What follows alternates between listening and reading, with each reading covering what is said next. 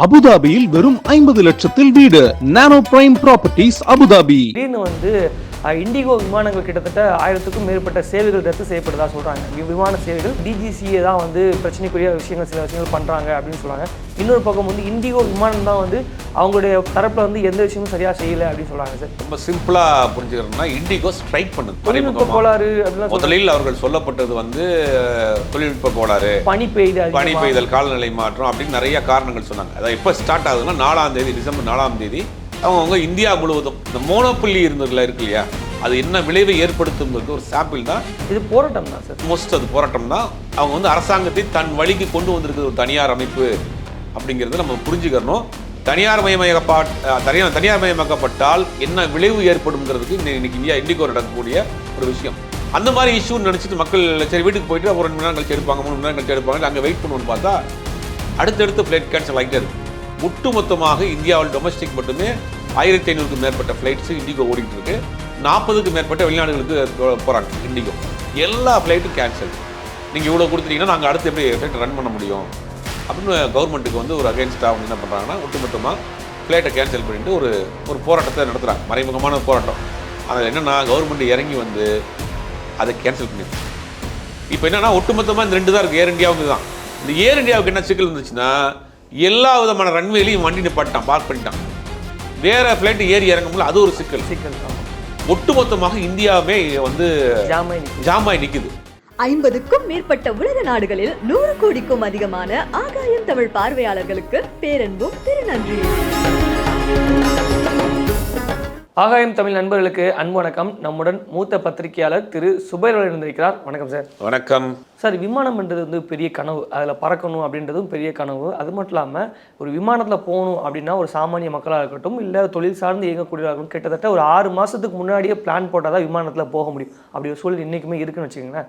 இப்போ அந்த சூழலில் இண்டிகோ விமானங்கள் கிட்டத்தட்ட 1000க்கும் மேற்பட்ட சேவைகள் ரத்து செய்யப்படுதா சொல்கிறாங்க. அங்கே என்ன நடக்குது அப்படின்னு சொல்லிட்டு இங்கே இருக்கக்கூடிய சாதாரண மக்களுக்கு புரியவே இல்லை. ஒரு பக்கம் சொல்கிறாங்க டிஜிசிஏ தான் பிரச்சனைக்குரிய சில விஷயங்கள் பண்ணுறாங்க அப்படின்னு சொல்கிறாங்க.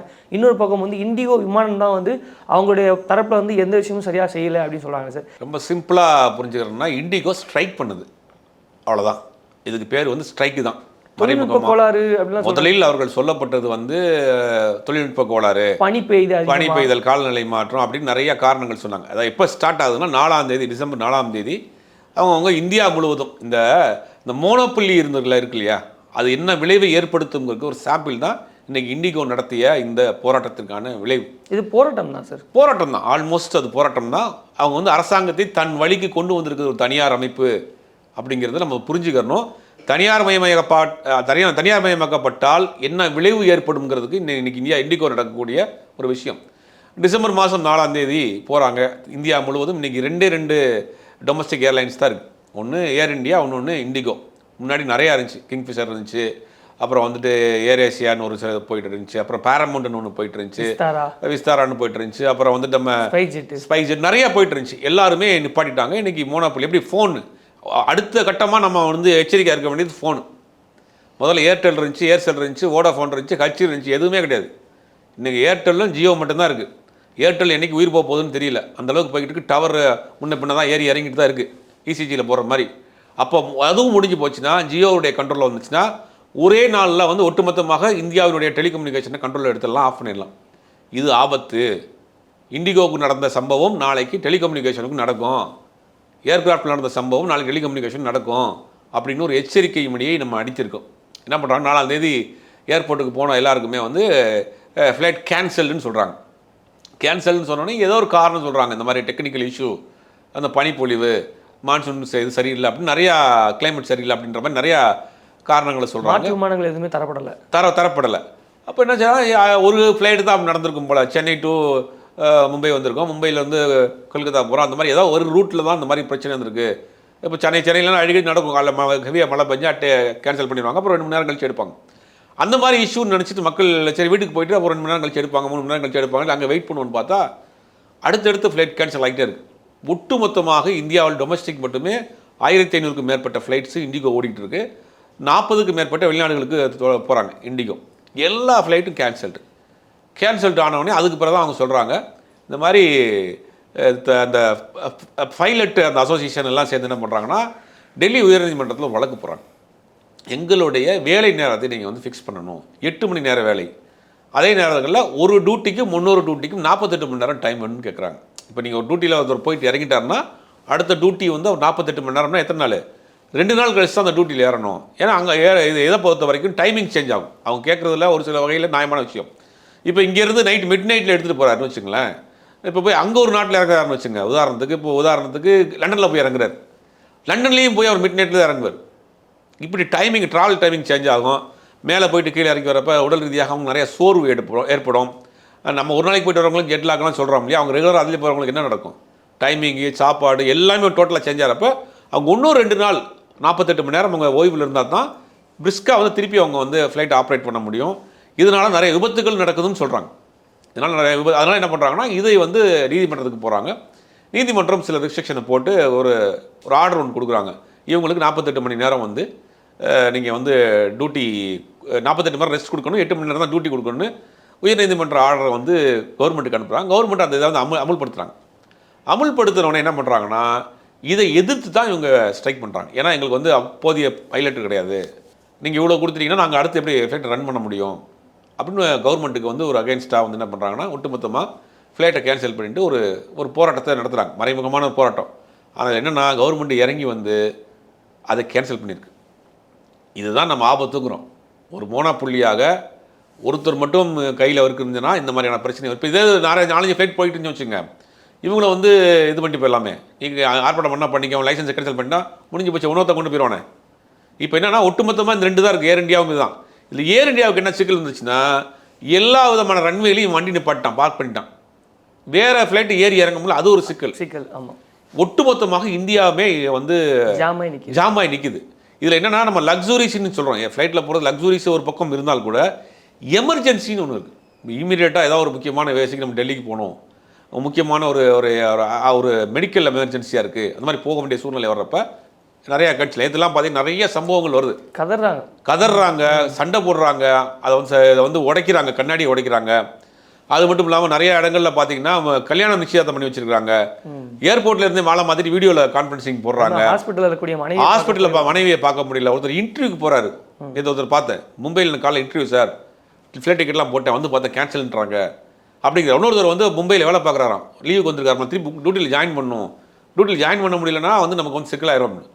ஏன் நம்ம அங்கங்கே கமலஹாசன் எடுத்து நடிகர் கமலஹாசன் எம்பியாக இருக்கிறாரு, ஏவிஎம் சரவணன் இறந்துட்டார். அவர் அந்த இறந்ததுக்கு உடனே வர முடியல, ஃப்ளைட் கேன்சல். அடுத்த நாள் தான் வந்து பார்க்குறாரு. ஏவிஎம்மில் வளர்ந்த ஒரு நபர் அந்த வீட்டில் குடும்பத்தில் ஒருத்தராக இருக்குது. ஏன்னா நம்ம ஃபேமிலியாக இருக்கிறனால அவர் ஒருத்தர் சொல்கிறேன். இப்படி ஒட்டுமொத்தமாக ஸ்தம்பிச்சு போச்சு. இதுக்கு இவர்கள் நடத்திய அந்த போராட்டம், அதுக்கு வந்து அரசாங்கம் வந்து வேறு வழி இல்லாமல் ஒத்துக்கிட்டது அப்படின்னு பார்க்குறப்ப இது வந்து எல்லாத்துக்கும் ஆபத்து. நாளைக்கு ஃபோனுக்கு வரும், இந்த எலக்ட்ரிசிட்டியை ப்ரைவேட் ஆக்க போகிறான்னு சொல்கிறாங்க. எலக்ட்ரிசிட்டியை ப்ரைவேட் ஆச்சுன்னா ஒரே நாள் கரண்ட் ஆஃப் பண்ண என்ன பண்ணுவீங்க? அவன் சொல்கிறத கொடுத்தானும். தனியார் மயமாக்குவதால் வரக்கூடிய விளைவின் ஒரு சாட்சி தான் இன்றைக்கி இண்டிகோ நடத்தக்கூடிய அந்த ஆர்ப்பாட்டம். அந்த ஆர்ப்பாட்டம் தான் இதை வந்து அரசாங்கம் இறங்கி வந்து ஒத்துக்கிட்டு இருக்கு அப்படிங்கிறது உண்மையிலேயே வருத்தமான ஒரு விஷயம் தான். அது சார் இன்னொரு புறம் என்ன சொல்கிறாங்கன்னா வந்து இண்டிகோ நிறுவனங்கள் அதோடைய ஃப்ளைட்டாக இருக்கட்டும், அதோடைய அதிகாரியுடைய பாதுகாப்பு அம்சங்களாக இருக்கட்டும், எல்லாத்துலேயும் வந்து குறைபாடு இருக்குது. இதை வந்து டிஜிசியை வந்து கண்டுபிடிக்குது. ஸோ அதனால் வந்து அதை மறைமாட்டதுக்காக இந்த மாதிரி விஷயத்தை வந்து இண்டிகோ பண்ணுது அப்படின்னு சொல்கிறாங்க சார். இல்லை, இண்டிகோ ஃப்ளைட்டில் பெரும்பாலான ஃப்ளைட்டு புதுசாக இருந்தாலும் கூட பெரும்பாலான ஃப்ளைட் என்ன பண்ணுறாங்கன்னா வேறு நாடுகளில் ஓடிருக்கும் இல்லையா, 20 வருஷம் 30 வருஷம் ஓடின ஃப்ளைட்டை வாங்கிட்டு வந்து அதை கொஞ்சம் இங்கே பட்டிட்டிங்கிறீங்களாம் பார்த்து உள்ளே வந்து மேட்டுக்கிட்டலாம் போட்டு அந்த பைலட் ரூமுக்கும் இதுக்கும் ஸ்க்ரீன்லாம் போட்டிருப்பாங்க. அப்படி தான் ஏறக்குறைய ஒரு ஆம்னி பஸ் மாதிரி தான் வச்சு நடத்துகிறாங்க. இண்டிகோவில் போன எல்லாருக்கும் அந்த அனுபவம் இருக்கும். அப்படிங்கும் போது அதில் நிறையா குறைபாடுகள் இருக்குது, ஆபத்து இருக்குது.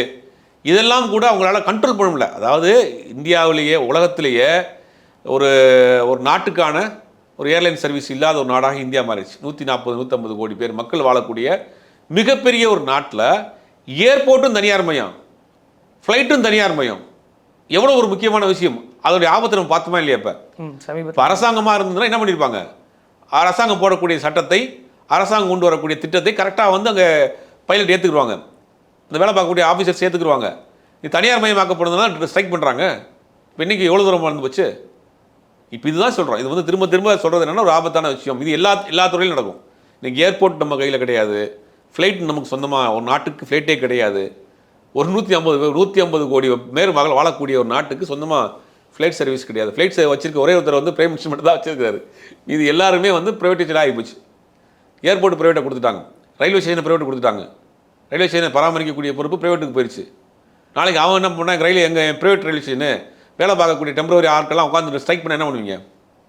இப்போ ரயில்வே ஸ்டேஷன் இருக்குது, ரயில்வே ஸ்டேஷனை வந்து ப்ரைவேட்டு கொடுத்துருக்குறாங்க. ப்ரைவேட் கொடுத்த ஆட்களில் டெம்பரவரி வேலைக்கு ஆளை போட்டிருக்கிறாங்க. டெம்பரவரி வேலைக்கு போகிறவங்க எங்களுக்கு சம்பள நேரம் அதிகமாக, வேலை நேரம் அதிகமாக இருக்குது, எங்களுக்கு போனஸ் இல்லை, நாங்கள் யாரையும் ரயில்வே ஸ்டேஷனுக்குள்ள விட மாட்டோம், நாங்கள் ஒத்துழைக்க மாட்டோம், வாசப்படில் உட்காந்து என்ன பண்ணுவீங்க? இது எல்லாத்துக்குமே தனியார் மயமாக்குவதால் வரக்கூடிய ஆபத்தினுடைய ஒரு சின்ன சாம்பிள் தான் இந்த இது. அரசு தரப்பில் வந்து இப்போ இண்டிகோடைய மோனோபலி அந்த விவகாரத்தை வந்து உடைக்கிறதுக்காக சில விஷயங்கள் பண்ணுறதா சொன்னாங்க சார். இல்லை, அதை வந்து உடைக்கிறதுக்கு வேறு பக்கத்தை அதுக்கு கொடுக்க ஆரம்பிப்பாங்க.